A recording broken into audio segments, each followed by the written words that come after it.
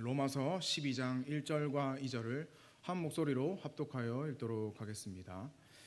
그러므로 형제들아 내가 하나님의 모든 자비하심으로 너희를 권하노니 너희 몸을 하나님이 기뻐하시는 거룩한 산 제물로 드리라.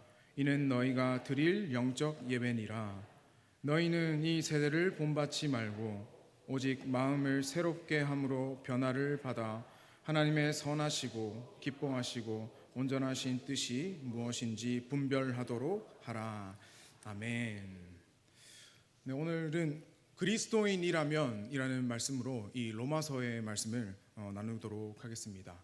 여러분, 그리스도인이라는 말이 있습니다. 우리가 자주 사용하는 말이죠. 우리를 스스로 지칭하여서 그리스도인이라고 이야기합니다. 이 그리스도인이라는 단어는 사도행전에서 처음 등장합니다. 바울과 바나바가 이 안디옥에서 1년 동안 복음을 가르치는데 거기 있던 사람들이 그 안디옥 교회 성도들을 향해서 그리스도인이라고 불렀다고 합니다.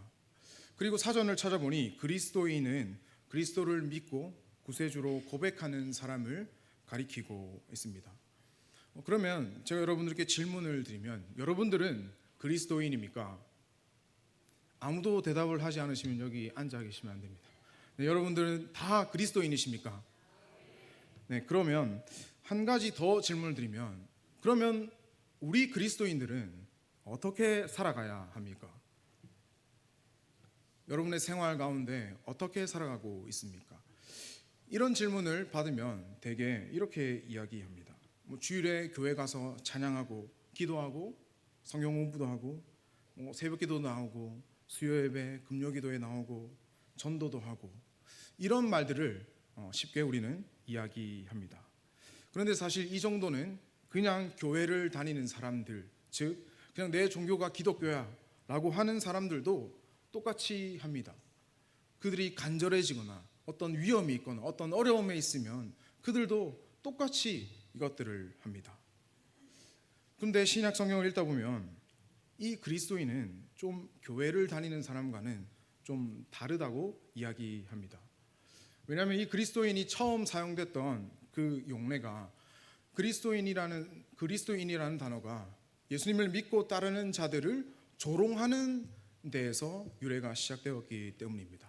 그들은 세상과 다른 사람들이었기 때문에 그리스도인이라고 놀림받고 그것이 나중에 영광스러운 호칭이 되었습니다. 그렇다면 예수 그리스도를 구주로 고백하는 이 그리스도인들은 과연 어떻게 살아가야 됩니까? 바울 사도는 오늘 본문에서 분명하게 이야기합니다. 그리스도인이라면 자기의 삶을 하나님께 드려야 하고 그리스도인이라면 하나님의 기쁘신 뜻이 무엇인지 분별하며 살아야 한다고 말합니다. 이 말씀이 오늘 앉아있는 여러분들에게 어쩌면 너무나도 익숙한 말씀인 분들도 있겠지만 오늘 이 말씀 가운데 다시 우리의 삶을 돌아보시고 다시 우리가 그리스도인으로 살아가시기를 부탁드립니다. 바울 사도는 그리스도인이라면 첫 번째로 자신의 삶을 하나님께 드려야 한다고 이야기합니다. 1절을 한번 다시 읽어보겠습니다. 함께 읽겠습니다. 그러므로 형제들아 내가 하나님의 모든 자비하심으로 너희를 권하노니 너희 몸을 하나님이 기뻐하시는 거룩한 산 제물로 드리라. 이는 너희가 드릴 영적 예배니라. 네, 아멘. 네, 이 말씀을 잘 보시면 이 바울이 사용하는 표현이 있습니다. 바울은 하나님께 우리가 우리의 무엇을 드리라고 합니까? 우리의 몸을 드리라고 합니다. 우리가 신앙생활을 생각할 때 처음 생각하는 마음이 하나님께 우리가 마음을 드려야지, 결단해야지, 우리 하나님을 기쁘게 하는 그 마음이 있어야지 라고 합니다. 다짐도 합니다. 물론 이 다짐과 마음을 하나님께 드리는 것은 매우 중요합니다. 그런데 오늘 바울은 이 로마서의 본문을 통하여서 우리에게 우리의 몸을 드리라고 이야기합니다. 바울은 왜 몸을 드리라고 이야기할까요? 몸은 우리가 실제로 살아가는 자리이기 때문입니다. 우리는 눈으로 보고 귀로 듣고 입으로 말을 합니다. 그리고 일도 합니다. 다 몸입니다. 우리가 관계 맺는 것, 우리가 돈을 쓰는 것, 우리가 시간을 보내는 것들 모든 것들이 우리의 몸으로 나타납니다. 결국 우리의 생각과 믿음은 몸을 통해 실제 행동으로, 삶으로 나타냅니다. 그래서 바울은 이 몸을 단순한 육체만을 뜻하지 않고 우리의 실제적인 삶의 전부를 드리라라고 이야기하고 있습니다. 내 시간도, 내 물질도, 내 관계도, 내 미래와 내 노후와 내 자녀와 내 가정과 그 모든 것들을 하나님께 드리라고 이야기합니다. 그러면 하나님께서는 왜 우리의 전부를 드리라고 이야기합니까? 로마서 6장에 그 정답이 있습니다. 함께 읽도록 하겠습니다. 그러므로 너희는 죄가 너희 죽을 몸을 지배하지 못하게 하며 몸의 사욕에 순종하지 말고 또한 너희 지체를 불의의 무기로 죄에게 내주지 말고 오직 너희 자신을 죽은 자 가운데서 다시 살아난 자 같이 하나님께 드리며 너희 지체를 의의 무기로 하나님께 드리라. 아멘.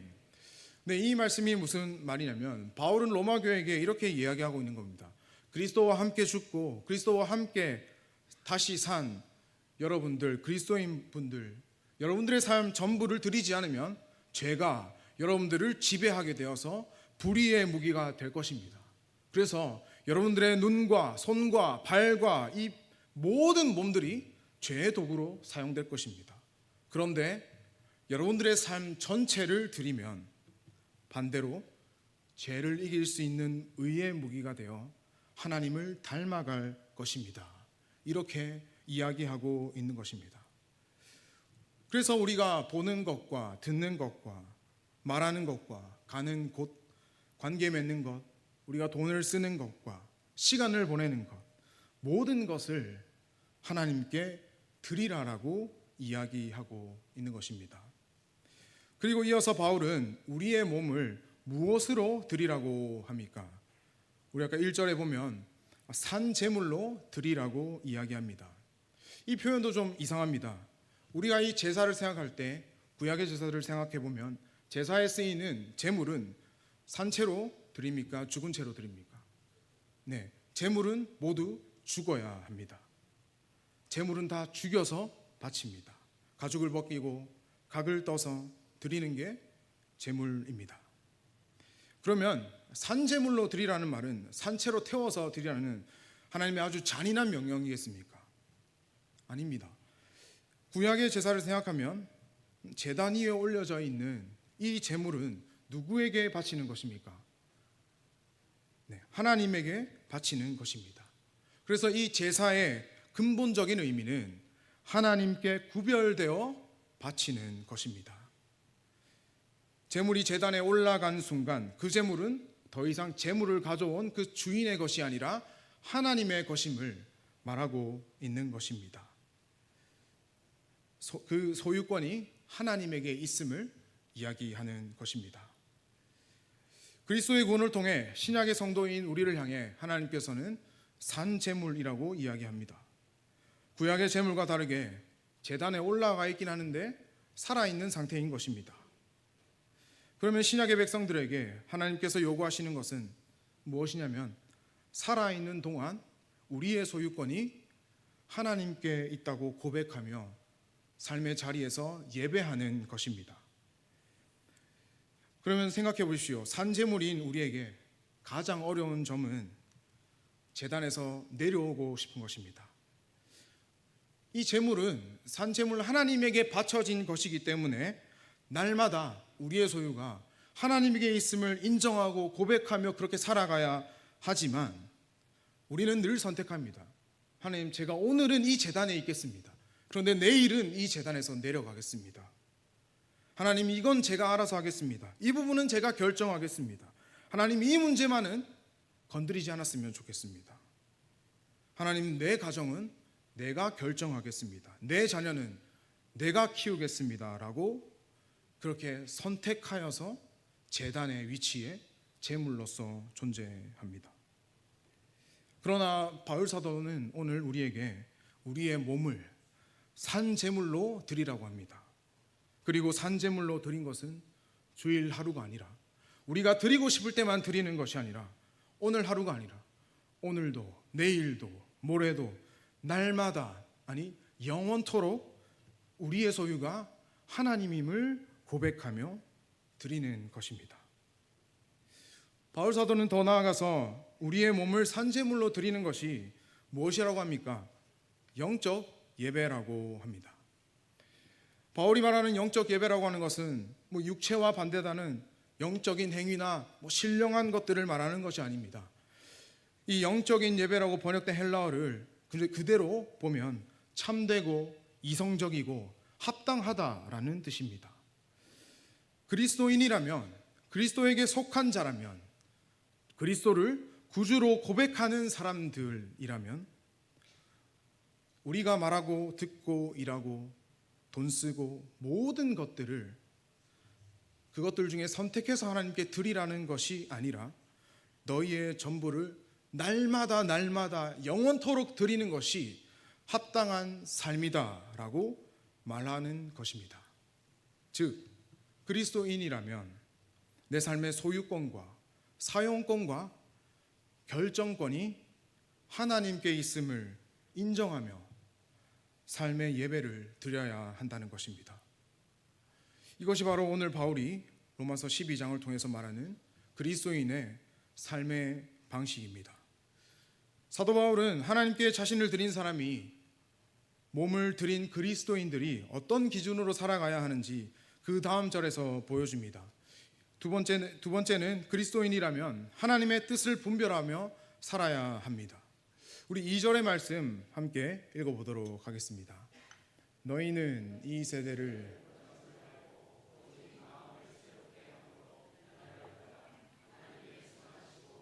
하신 뜻이 무엇인지 분별하도록 하라. 아멘.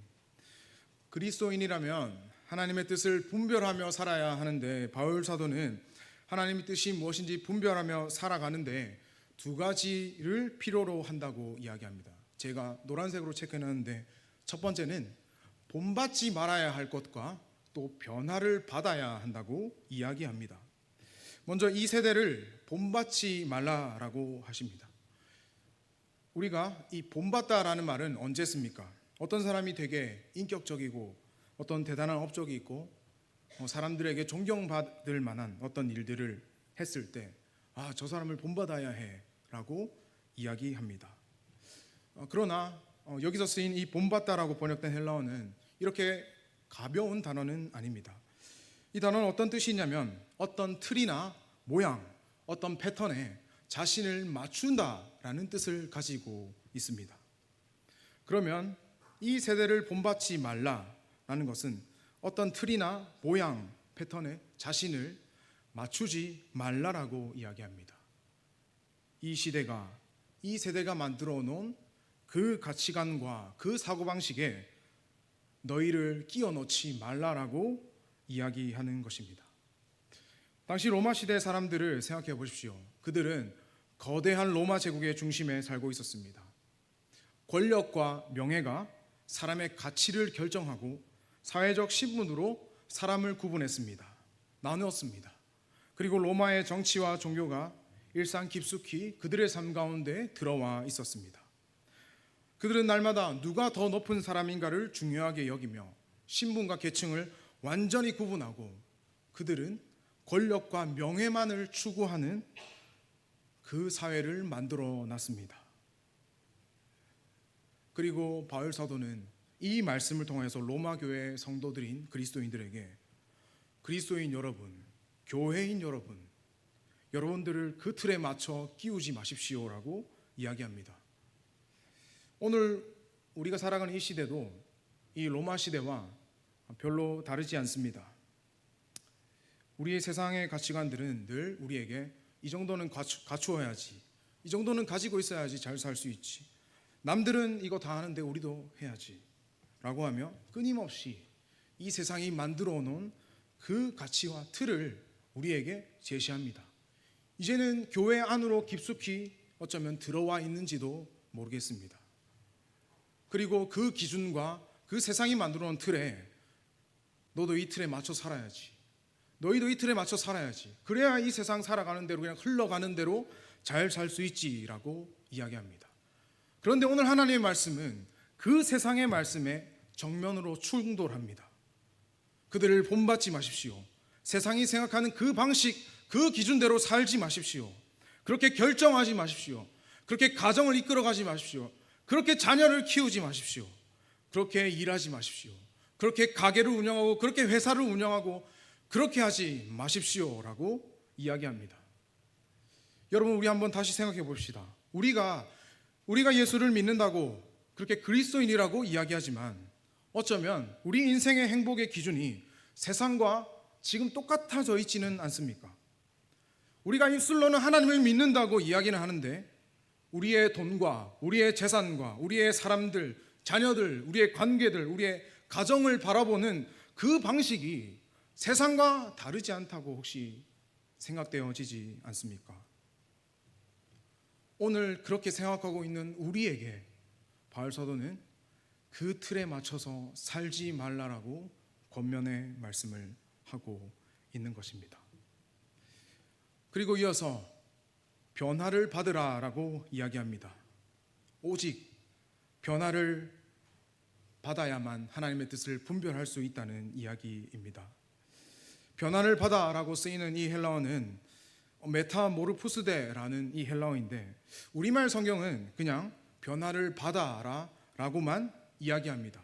그런데 이 원어를 보면 변화를 받아라는 말은 계속해서 받으라는 것입니다.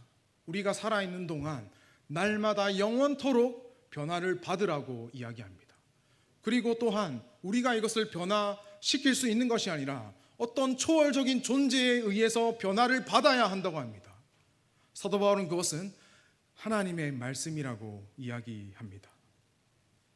즉 변화를 받아라는 말은 하나님께서 우리를 새롭게 하시는 그 변화 안에 우리 자신을 내어놓아라라는 것입니다. 우리의 생각과 판단과 가치관과 사고방식 그 모든 것들을 하나님의 말씀을 통해 날마다 변화를 받아 바뀌어져 나가야 한다고 이야기하는 것이 바로 변화를 받는 것입니다. 여러분, 이 세상의 틀에 나를 끼워 맞추지 않고 하나님을 통해 날마다 변화를 받으면서 바울은 마지막으로 하나님이 기뻐하신 뜻이 무엇인지 분별하라라고 합니다. 무엇이 참된 것인지 무엇이 그른 것인지 판단하라는 것입니다. 우리의 삶의 현장에서 우리는 늘 선택의 상황에 있습니다. 오늘도 우리는 누군가를 만날지 선택하며 어떤 말을 해야 할지 결정합니다. 이 사람이 나에게 이런 것들을 주었을 때, 이런 말을 했을 때 내가 어떻게 반응해야 하는지 선택하고 결정합니다. 내 미래와 내 진로와 내 가족과 내 재산과 내 자녀에 대해서 선택하고 결정해야 합니다. 우리는 하나님의 뜻을 이런 것들을 놓고 기도합니다. 주님, 제가 어느 학교에 가야 됩니까? 어느 회사에 가야 됩니까? 지금 제가 이사를 해야 됩니까? 지금 이 집을 팔아야 됩니까? 이 집을 사야 됩니까? 이 결정을 해야 됩니까? 이렇게 하나님의 뜻을 묻곤 합니다. 물론 이러한 결정도 하나님의 뜻을 묻는 것은 중요합니다. 그런데 어쩌면 이런 질문들의 궁극적인 목적은 나의 삶이 좀 윤택해지기 위해서라는 목적이 내재되어 있습니다. 이 땅에서 잘 살고 싶은 그 욕망이, 그 욕구가 내재되어 있는 것입니다. 그러나 오늘 말씀을 통해서 바울이 말하는 이 분별하라라는 말은 우리의 기준이 이렇게 되는 것입니다. 우리의 생각 속에 모든 상황 가운데 선택지를 펼쳐놓고 이렇게 생각하는 것입니다. 아, 이 선택이 하나님께서 기뻐하실까?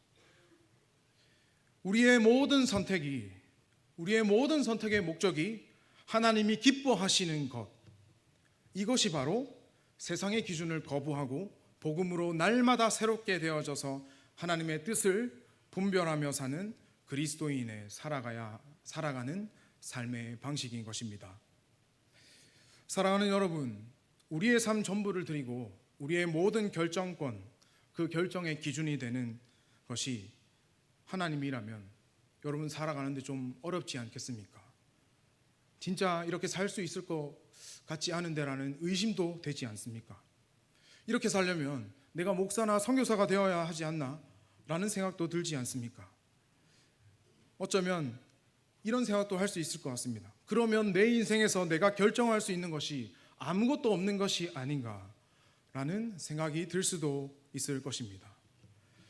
그런데 바울 사도는 사실 이 그리스도인의 삶의 방식, 날마다 이렇게 살지 못하지만 그럼에도 끊임없이 이렇게 살아가려고 하는 그 노력들을 하게 하는 그 근원을 이미 오늘 본문 앞에서 이야기합니다.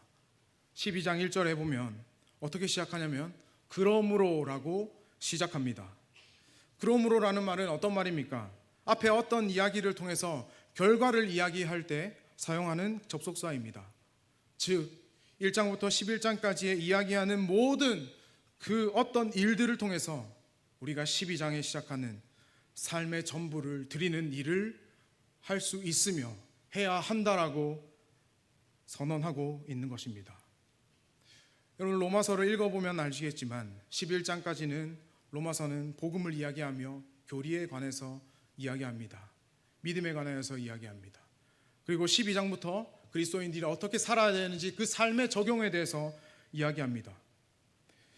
11장까지의 복음을 이야기하며 믿음을 설명하는데 오늘 그 이야기를 다 하진 않겠지만 이 로마서의 핵심을 저는 오늘 그리스도의 속량과 하나님의 은혜라고 이야기하고 싶습니다.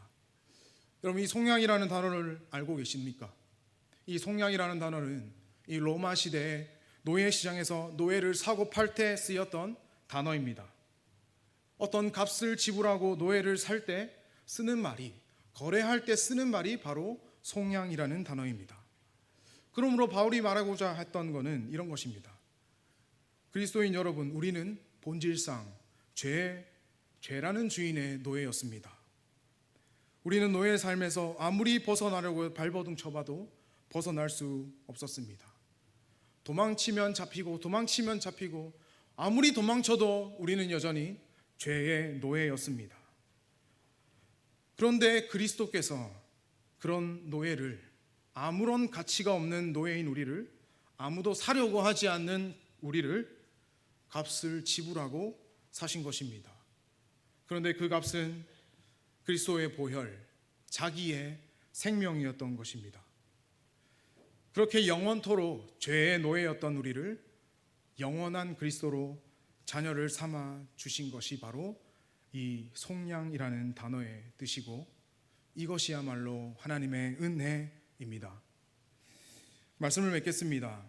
사랑하는 여러분, 본질상 죄의 종이었던 우리를 자기의 생명을 내어주고 살려주신 그리스도의 속량이 하나님의 은혜입니다.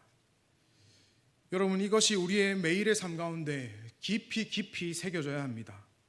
그러면 그리스도 안에 있는 이 은혜를 누리는 성도는 그리스도인이라면 이 은혜에 감사하여 기꺼이 자기의 목숨을 내어주고 우리를 살린 그 주인 되신 그리스도께 우리의 전부를 드릴 수 있게 되는 것입니다.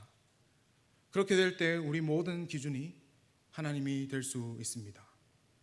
그리고 그렇게 우리가 함께 살아갈 때 우리는 이 12장 후반부에 등장하는 박해하는 자를 축복할 수 있고 기뻐하는 자들과 함께 기뻐하며 우는 자들과 함께 울며 높은 데 마음을 두지 않게 되며 스스로 지혜 있는 체하지 않고 원수가 줄이거든 먹을 것을 주고 원수가 목마르거든 우리는 기꺼이 물을 내어주고 악에게 지지 않고 선으로 악을 이길 수 있게 될 것입니다.